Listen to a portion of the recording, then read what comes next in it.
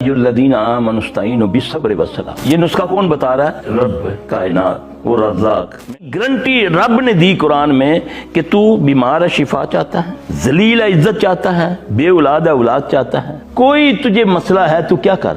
अल्लाह कह रहा है, अल्लाह या अय्युहल्लज़ीना आमनुस्ताईनु बिस्सब्रि वस्सलाह। दो काम तू करेगा। कौन बता रहा है? रब कायनात, वो रज़्ज़ाक, वो इज्जतों वाला, वो सारी कायनात को इज्जत देने वाला, रिज़्क़ देने वाला, औलाद देने वाला।